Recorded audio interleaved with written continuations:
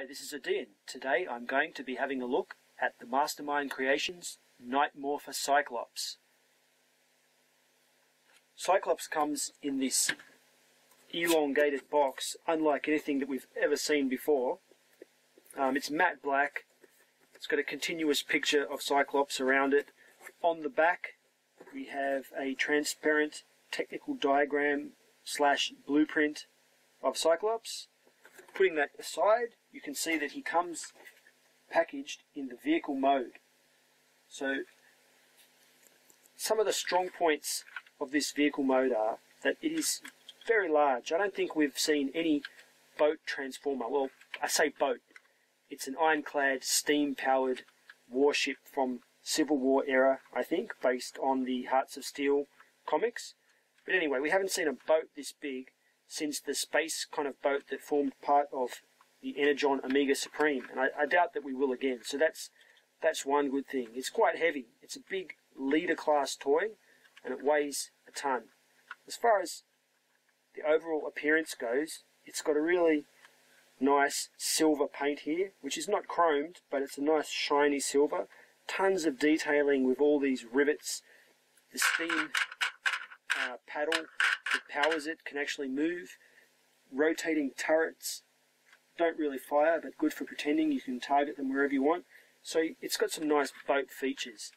Apart from those, it also has a secret bay on the bottom here that if you carefully pry apart, being careful to only bend it at this little hinge here so you don't snap it off with excess leverage, reveals this little dude. If he will come out without disintegrating. So what we have here is a mini sub that requires a little bit of transformation just to get his turboprops into the right spot. But basically this is Cyclops. The rest of the toy is a powered suit for this guy. So I really like this submarine mode for this figure, but unfortunately the robot mode is shit. Now, I'm not going to mince my words with this. It falls apart continuously, and although it looks good in robot mode, it's just so flimsy that I can't like this. My one came without a head as well, which might be colouring my opinion of it somewhat. BBTS are sending me a head for free to replace it, so that's one good point. So I like the sub mode, robot mode not so good. And to kind of show you the parts of the robot mode that really I don't like, it's these little, I can just focus here, it's these little cups that's supposed to hold the ball joints together. There is nothing I can do to stop these just falling off no matter what I do with the sub. So I'm going to put the sub aside. I don't want that to impact on the rest because to me it's a separate toy and not that important in the scheme of things. So I'll just close up this bay and look at the side here. So on the side, if we pull this little panel, what we have is another bay. Into this bay can be connected an accessory that comes with Cyclops, which is a steel chain with a really vicious, gnarly looking anchor at the end. So I like this anchor. I mean, man, as a mace you could swing that around and do some real damage. Unfortunately my fingers are a bit too fat to get into this space and peg it in, but there is a spot right up here where the chain can peg in, and it forms a nice bond, so you can fit the whole lot in here and close it up again. The one thing that really bums me out about that is that when I unpeg this tab here to open the door, the whole front section just pops loose and untabs, and it's annoying, to tell you the truth. I don't like the way this whole boat tabs together. You can kind of see what I mean here. The boat is made up of a whole sequence of tabs, but we'll get to more of that during the transformation. But before I get to the transformation, there's one really major thing that I want to complain about, and that's this horrible open wound of a seam that we have at the bottom of Cyclops. I understand how this should be joined together, okay? I'm not stupid. So before you get to this boat stage, there is a kind of twisting motion that can lock this together, and then you must wrap it around the body. But it is so much of a pain to do it right, and it gets little white stress marks on the inside that it is almost impossible to maintain this seam in boat mode. And I feel that out of all the things that let this toy down, this seam is the worst offender. I'm not sure how they could have done it differently. As far as I'm concerned, I don't really feel that this even needs to split apart in robot mode. When I put it into robot mode, I tend to always have this joined together anyway, so I would have been happier if this just had a pin running right through the middle of it. But it doesn't, and it really ruins the look of the boat if you're going to look at the underside. Thank goodness it's on the underside, because when the boat's on display, you really don't get to see it that much, and it saves the toy from being totally ruined just because you can't see it. Let's get to the transformation. In order to transform this guy, we want to rotate these paddles around like this, just to give us a bit of clearance here for when the panels move out. The next thing we want to do is just dislodge this front section so the two tabs here slide out. They're not too difficult, but the next two tabs you must be careful with. So you've got a little tab here and on the other side. If you just yank it out, it's going to snap, and this is a major tab that's really thin and made of very brittle plastic. So in order to avoid breaking it, we want to move the whole thing like this, forming a separation the whole way down. Gives you room to just put your thumb under there and to bend it up like that. So you popped it up and off, not just yanking it out. When you do that, the other one will probably just come off by itself. That lets you bend all this down just to get it out of the way. The next thing, turn the whole lot around like this, and just make sure that this little bit is up a little bit, because later on when this swing bar goes over it, you've only got clearance when it's just up a little bit like that.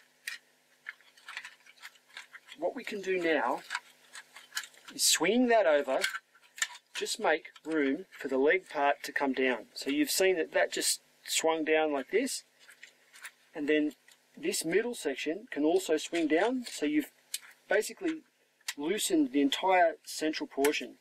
Now there's a bar in here that rotates that way, and you'll see it's got a place to lie once it reaches its final position. And then the front has this sort of socket set up here. So this round section will plug into this round section and form a kind of snap sound when it's in the right spot, like that.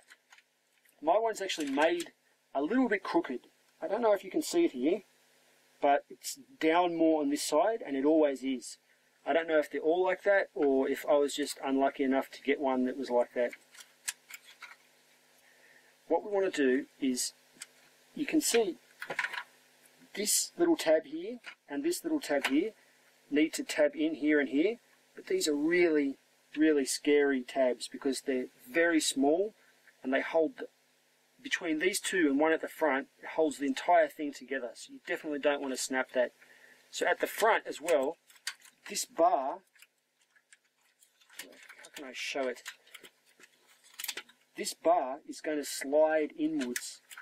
It's kind of an eye-shaped bar that will slide inwards at the same time as the little tabs at the back will slide into their slots. And you want to do it deliberately and slowly and carefully, exactly in a straight line, parallel straight lines to stop them snapping. Now they're in, and that's locked. Once it's in, it's pretty secure, and I don't think that it will break too easily, but it's just the getting it in and out which is the dangerous part. Okay, now you'll see this swing bar. If you hold this just to support the toy for a minute, you can get your thumb in here and pull up the head, and that can move forward, allowing this whole section to move back. Once it's back like this, what we want to do is just rotate it into the vertical position. In this head that we've moved, you need to rotate the whole head around, fold it flat, and the head will actually, the back part of the head will tab into that back part to lock it in, and that's its final position.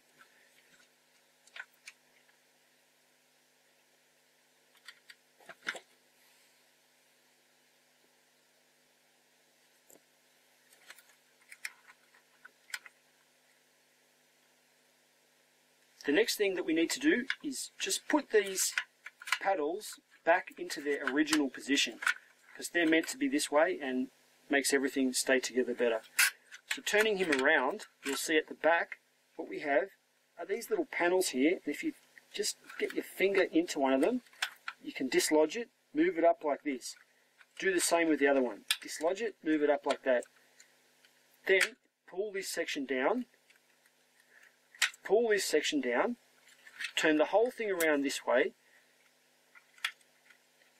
just jiggle all these little panels until you can loosen the top one. So that top one can go up like that, then this will all come loose, and it kind of concertinas up to take up less space like that, and that will reveal the joint for the foot. So once we've got that free, the whole foot just rotates into the final position like this.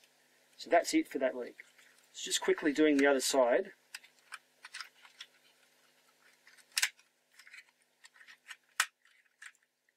So there we have his legs. We can then turn it back around the other side and put these into their finished orientation like that. And you'll see that there's some nice little details in there. They've actually painted the gears inside this section to make it look like his inner workings. That's a nice touch. On the backpack, I prefer to keep it locked in. But before I lock it in, what we'll do is we need to concertina this section up. So this is probably the most dangerous part of the transformation. There are 3 separate hinges here that we simultaneously need to fold over themselves into this position. Like that. I like it like this. Some people have it other ways, but I'm going to show you the way I like to do it. My review. So this one as well. And then just sort of twisting this, you get the whole thing into this position. Now, if you remember earlier, I was talking about how I thought there should be a pin that just permanently joins that, and that's because in robot mode, this is how I like it to be, joined together. So it could be joined together in robot and vehicle mode, and I'd be perfectly happy.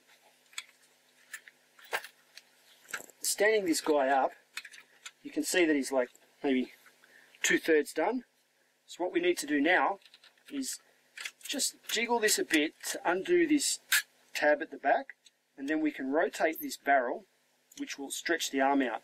Once the arm's automorph has happened, we can pull it just that little bit more, untab here, and then carefully rotate it up, bring the arm down. That's the final position for the arm. At the side of the barrel are 2 little bumps. If we pull those out, we get Shockwave's cannon. This arm is probably a little bit weak, and I don't know, I think I'm not really happy with how this arm's turned out. So we need to just jiggle it a bit to untab this section here.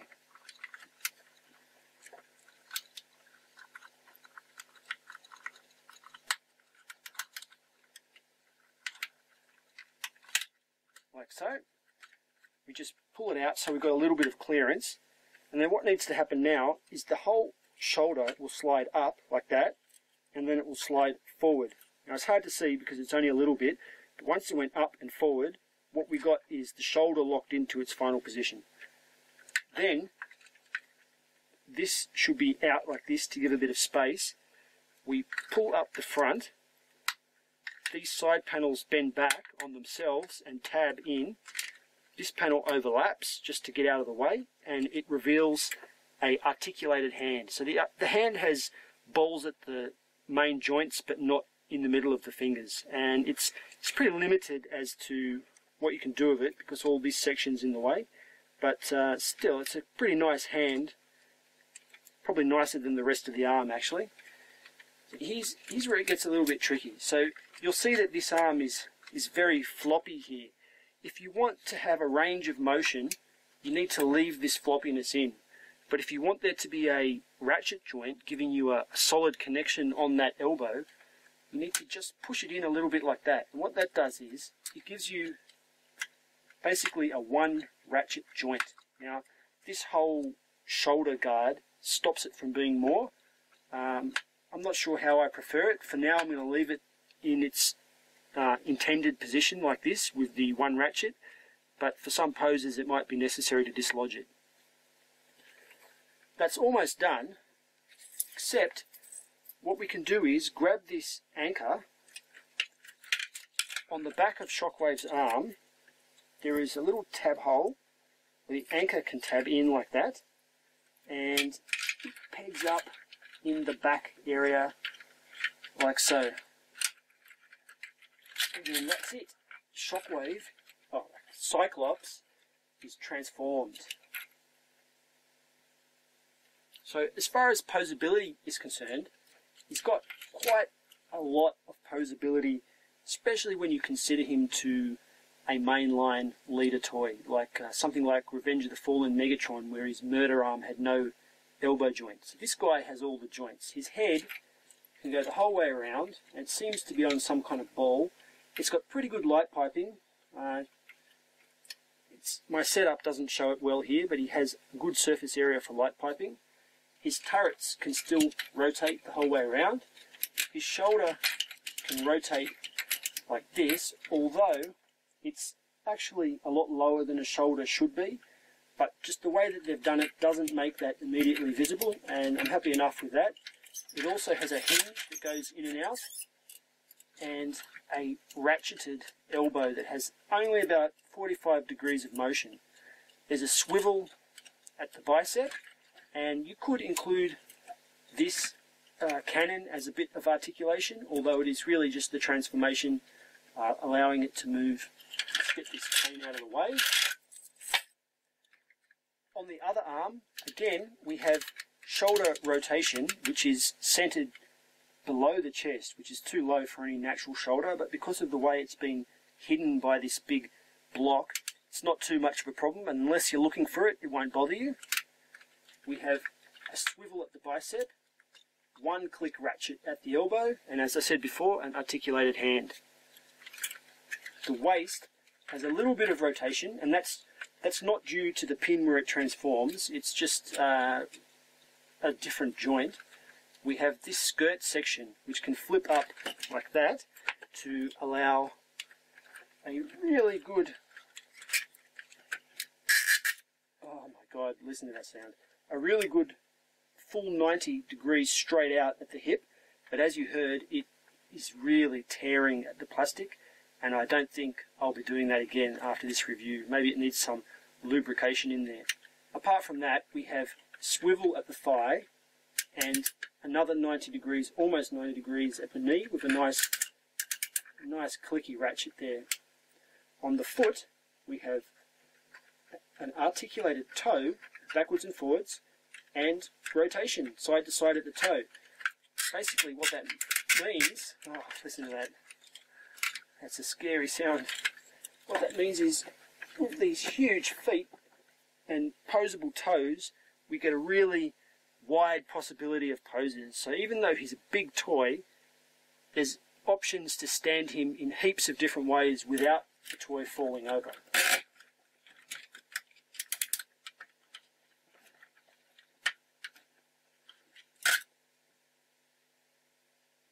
Not bad, not bad. Let's have a look at some size comparisons. So here's Cyclops standing next to iGear's medical specialist, aka Ratchet. Ratchet's only about half as big.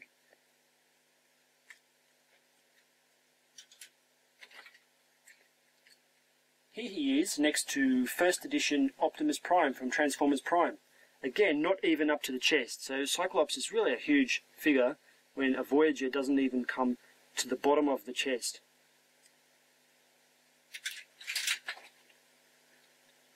his GDO Deluxe Swerve. So I think this illustrates it best of all. This is a good sized deluxe toy, and the head just reaches the crotch area here. So Shockwave is really dwarfing normal size figures. By the way, I really love this Swerve. I think he's going to get a review pretty shortly. So my thoughts on Morpher Cyclops. Alright, this is an expensive toy. I paid $170, and with shipping it probably cost me almost $200 to get this figure, and it's only going to go up. I mean, we've had it flagged that this is going to go up to $180, I think it was. So with shipping, for some people, some places in the world, this is going to go over $200. I don't think I can recommend this for people at that price. That's not to say that I don't like it. I actually do like this toy. But at $180, I would expect a higher standard of, not really engineering, a higher standard of design.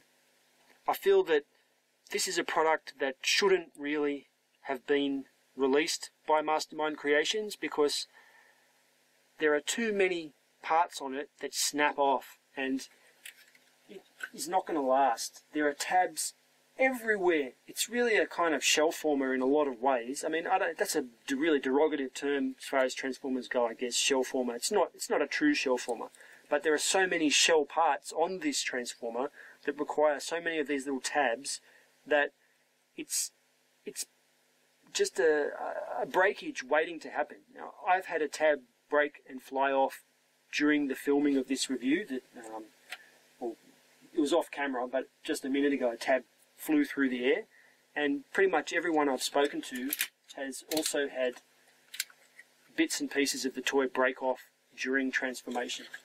So a brand new toy shouldn't be breaking during transformation.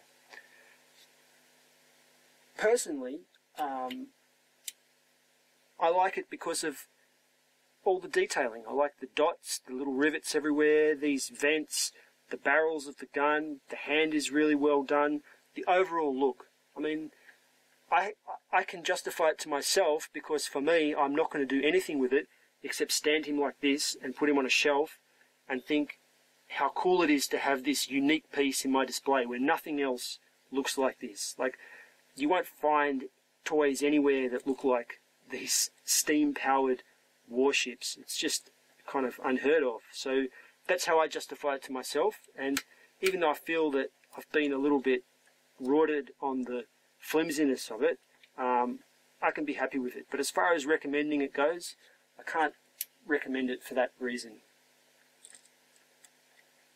Another reason I bought this is I want to support Mastermind Creations. Although this has shortcomings, it's also really unique, and nobody else anywhere is doing this kind of work, and I want to support them because I feel like they're getting better with each time they make a product. I had the Optimus from before. This is better than that, and I'm hoping that Hexatron is going to be sort of their ultimate product that comes out, and I'm really looking forward to Hexatron, and he's going to be bought instantly when he comes out. So by buying this, I'm kind of funding them and supporting them to make Hexatron, who I'm looking forward to a whole lot more than this. So, you know, it's a kind of double-edged thing. Do you want the company to succeed and make cool stuff, or worry too much about the downside? It's a personal decision. Thanks for watching my video review of Mastermind Creations, Morpher Cyclops. This has been Odeean.